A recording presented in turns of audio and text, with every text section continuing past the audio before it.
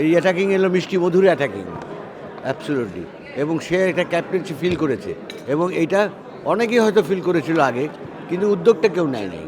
কাজে আজকে যে ঘটনাটা ঘটলো, আমার মনে হয় আমরা যারা সাবেক ক্যাপ্টেনরা আজ থেকে অনেক বছর আগে আমরা ক্রিকেট খেলেছি, এটাও আমরা গর্ব করি যে আমরা সময় স্বাধীনতার পরে যদি আমরা ক্রিকেট না খেলতাম, আজকের ক্রিকেট হয়তো নাই থাকতে পারতো, কারণ ক্রিকেট বন্ধ হয়ে গেছিলো 1.5 বছর।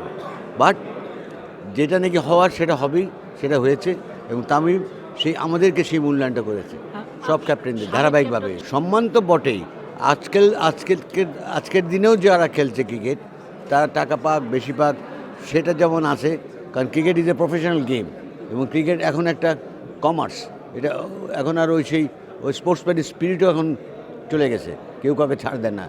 বাট ওই রেসপেক্টটা কিন্তু সবাই এক্সপেক্ট করে যে আমি যে দেশের জন্য খেললাম, দেশের জন্য আমি অধিনায়কত্ব করলাম, আমি যখন দিন শেষে খেলার থেকে সরে যাব, তো আমাকে কি মানুষজন মনে রাখবে? ক্রিকেট বোর্ড অন্তত কি মনে রাখবে? বা আমাদের কি কোনো ফেসিলিটিস থাকবে? আপনি আশেপাশের দেশে যান, ভারতে যান, গাভাস্কার এখনও পেনশন পায়, তার তো টাকার দরকার নেই, but he gets pension. Why? It's not the money. তাকে যে বোর্ড, ইন্ডিয়ান ক্রিকেট বোর্ড ওই সম্মানটা দিচ্ছে প্রত্যেকে। তো এইটা আমি মনে করি একটা বিশাল একটা কাজ তামিমের কাছ থেকে আমরা পেয়েছি, যে সম্মানটা সে তামিম আমাদেরকে দিল আজকে।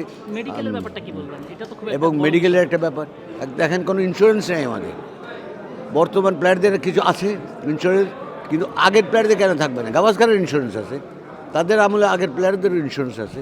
তো insurance is a safeguard একটা মানুষের। আর ওই সময় যখন নাকি আরও ক্রিকেটটা খেলা হয়, সবাই তো কম্প্রোমাইজ করেছে পড়াশোনার সঙ্গে খেলাধুলা, তারপরে সে চিন্তা করেছে যে আমার ফিউচারটা কী আছে। তো এই মেডিকেল ইন্স্যুরেন্স বা অন্য ধরনের insurance, it's a big thing.